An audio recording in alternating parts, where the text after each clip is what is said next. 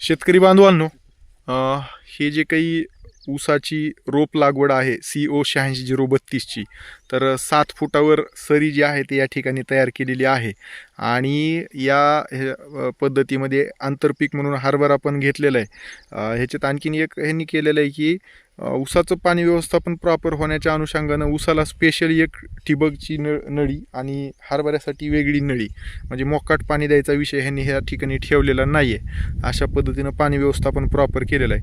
तर आता खत व्यवस्थापन आणि कच्ची बांधणी किंवा कच्ची भरणी जी काय आपण म्हणतो, तर त्याच्यासाठी एकदम उत्कृष्ट असं मराठवाडी जुगाड जे आहे ते ह्यांनी केलेलं आहे आपल्या आपल्या पद्धतीनं. तर ते कशा पद्धतीनं केलेलं आहे तर माहिती आपण सगळी घेऊ. सरजी नमस्कार, तुमचं पूर्ण नाव सांगा आणि तुमचा नंबर सांगा. विजय गणेशराव बेदरे, माझा नंबर आहे 7620388613. ओके. आता हे जे काही तुम्ही रोप लागवड केलेली आहे, तर आता ह्याच्यामध्ये आपण खत व्यवस्थापन करताय, तर आता हा आपला खताचा कितवा डोस आहे? हा खताचा सर आपला दुसरा डोस आहे. दुसरा डोस आहे. ओके. ह्याच्या पूर्वीचा खत कशा पद्धतीनं दिला होता तुम्ही? पूर्वीचा खत सर आम्ही ते सिंगल एक मूग आणलं होतं. ओके. त्या मोग्याच्या साह्यानं आम्ही 2 मास पुढे ओढत होते. ठेवले होते. ओके. त्यालाच खत दिला होता. बर. म्हणजे रोप लागवड झाल्याच्या नंतर तो किती दिवसांनी दिला तुम्ही? रोप लागवड साधारणतः एक 20 दिवसानंतर दिला होता. 20 दिवसाच्या नंतर दिला होता. ठीक आहे. तर रोप लागवड आपली झालेली आहे 25 नोव्हेंबर 2025 रोजी झालेली आहे. तर आता हा खताचा दुसरा डोस आपला चालू आहे उभ्या पिकामध्ये. तर तुमचं नाव सांगा. आता बेदरेजी, तुम्ही ह्याच्या आधी जी काही खत पेरणी केली होती सिंगल हे ना, आता त्याचा काय अनुभव आहे तुमचा? त्यानं सर बेजारी जास्त झालेली आहे, कारण आपण नांगरानं बैल नांगर म्हणतात त्याला, नांगरानं केलेली आहे. सिंगल नांगरी. हा, ह्या साईडनं जाऊन ह्या साईडनं घेतलेली आहे. म्हणजे ह्या साईडनं जर आता इकडं जर आहे, ह्या साईडनं जर तुम्ही चलत गेलात, बैलानं चलत होतं ते. हो, बैलानं चलत होतं. दोन्ही साईड कोण त्याला घ्यावं लागलं असतं, दोन्हीला साईडनं. ते बघितलं होतं आपण, त्याच्यावर ते जमलं नाही म्हणून सिंगणापुरे आवते.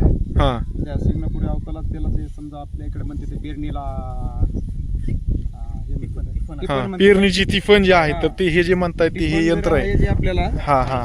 पेरणीचे यंत्राचे फाळ आहेत हे, ते आहे असेच ठेवलेले आहेत. आता ह्याला वर हे जे काही बांधायचं कारण त्याचं सांगा ना. ह्याचं कारण एवढंच आहे की आपल्याला ऊसाला माती लावण्यामुळे आपल्याला हे बांधावं लागलेलं आपल्याला, येट लावायला पाहिजे हे. ओके. कारण तो माती लागण्यामुळे हे लावलेले आहेत. बरोबर आहे, महत्वाचं आहे. हे जर आपण लावलं नाही, हे जुगाड एवढं हे चुंबळ जर अशी जर बनवली नाही आपण, तर काय माती जी आहे ती ओढल्या जाणार नाही. आणि जी माती इकडून हा वरंबा फुटून मध्ये दाबायला पाहिजे, जे सरीच आहे ते माती ऊसाला आपल्याला लागण्यामुळे हा लावलेला आहे आपण. बरोबर आहे. अशाच पद्धतीनं पलीकड सुद्धा कोपऱ्यातल्या ह्याला सुद्धा हे केलेलं आहे. आता ह्या दोन ह्याच्यातलं अंतर किती आहे हे सांगा. म्हणजे 2 फाळ जे आहेत, तर त्या फळातलं अंतर किती आहे? दोन्ही फळातला 18 इंच आहे. 18 इंच आहे. आता साहेब तुम्ही सांगा, हे जे काही आपण ह्याच्या आधी माणसानं जे काही तुम्ही पेरलं होतं, थोडं बेजारी झाली, त्या कम्पॅरेटिव्ह ह्याचं काय तुमचे अनुभव आहेत? ह्याच्यामध्ये असं आहे की ते माणसानं ओढलं त्याला माती पण जास्त लागत नाही. बरोबर आहे. आणि वेळ खूप जातो. होय. आणि म्हणजे नियोजन त्याप्रमाणे होत नाही, आपण जसं पाहिजे तसं होत नाही.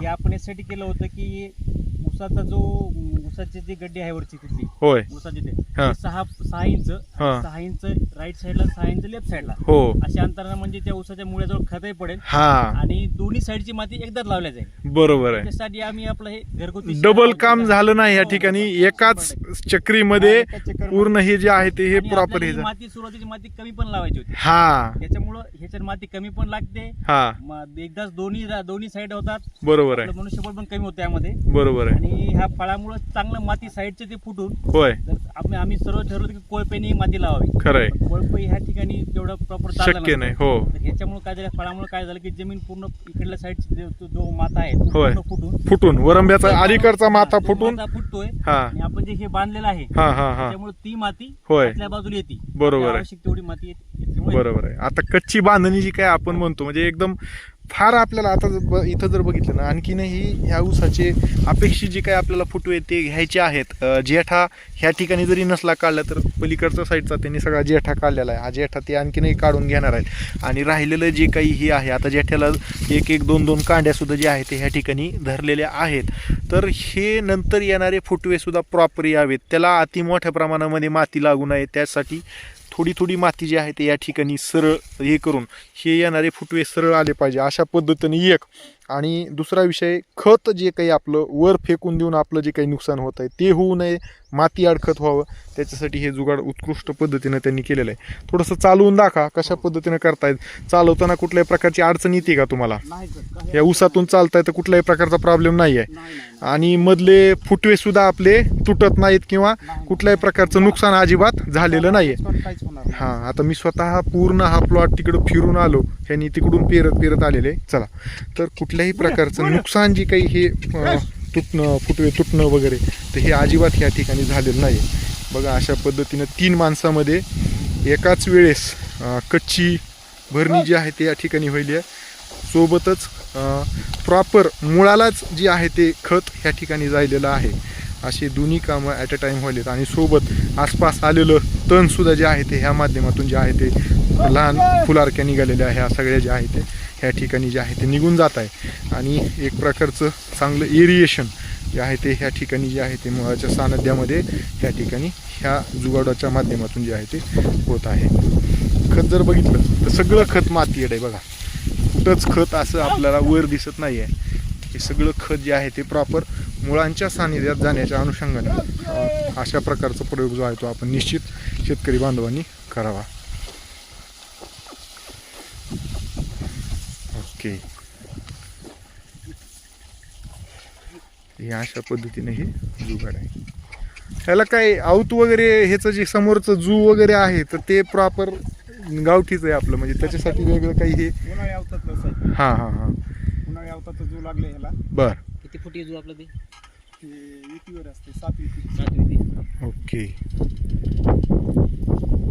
आपण ऍडजस्टमेंट करू शकतो. हां, ॲडजस्टमेंट करू शकतो. बरोबर, त्याच्यानुसार किती अंतर पाहिजे त्याप्रमाणे आपण ऍडजस्टमेंट प्रकार भरपूर असतात.